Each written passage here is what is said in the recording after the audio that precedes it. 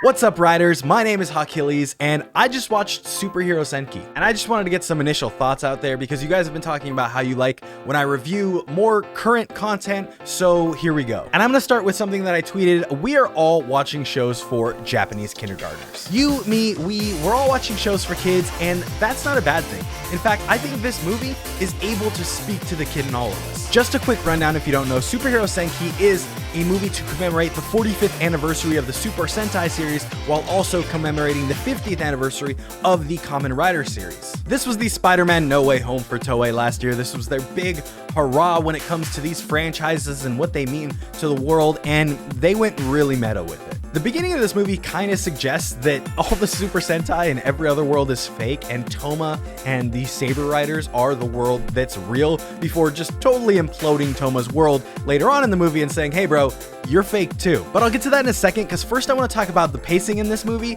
It's about as bad as this video. From the start, we're just sort of at a breakneck pace the whole time. We're meeting character after character, which, by the way, full of cameos, love them all, but none of them get any time to really shine. Every cameo in this movie sort of amounts to like 1 or 2 lines and then just off screen until the final battle. And when I say the final battle takes up a major chunk in this movie, it's about 25 minutes of the hour and 15 runtime. You can tell that they're just kind of rushing to get to the final battle for the most part, but it doesn't make any of the scenes less enjoyable.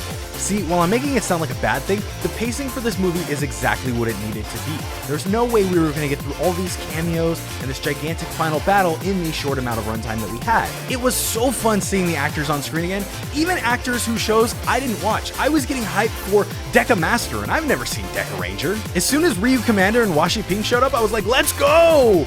I've seen like 5 episodes of Q Ranger. The excitement of the movie made me excited for things I'd never seen before, and then amped me up 10 times that for the things I had seen before, like 01 showing back up, or Kirame Blue. And that's where this movie's strength really is. It's not this deep analytical thing that we have to like zero in and observe on. It's just this big, fun story that you can turn your brains off. It's like a Fast and the Furious movie.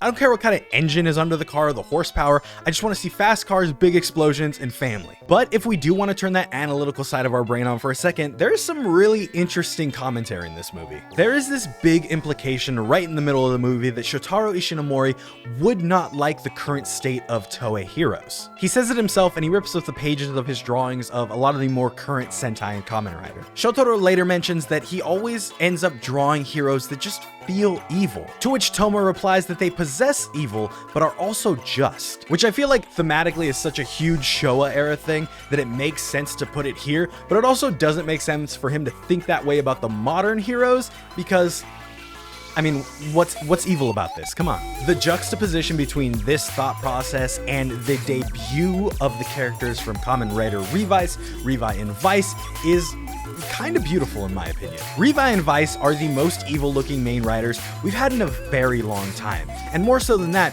they're literally born from the demons inside of us. Ishinomori learning this lesson here, and then Kamen Rider going back to a theme that it built its foundation upon, was the best part of this movie for me. It really tied the 50th anniversary together as a whole. Toma being the one to make it happen is really here nor there. He's not my favorite writer, but it's understandable his place in the story. The biggest disappointment of this movie, I think, is that it's not a Zenkaiger movie. It's not a Super Sentai movie either.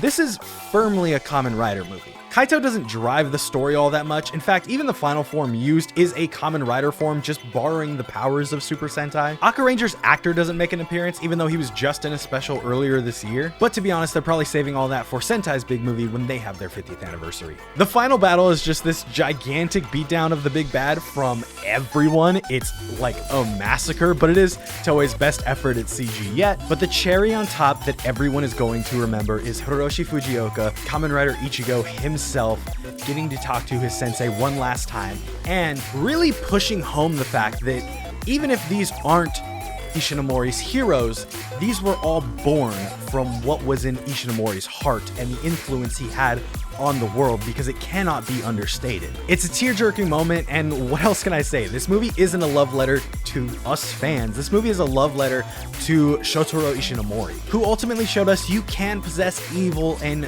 do the right thing. You can be good while inherently still being human. I suggest everyone go watch it. It's now one of my favorite Toei Tokusatsu movies. If you've watched this whole time and didn't watch it, sorry for the spoilers. Hit the subscribe button for more. I'm trying to get to 5,000 subscribers by the end of the year, so that'll be great.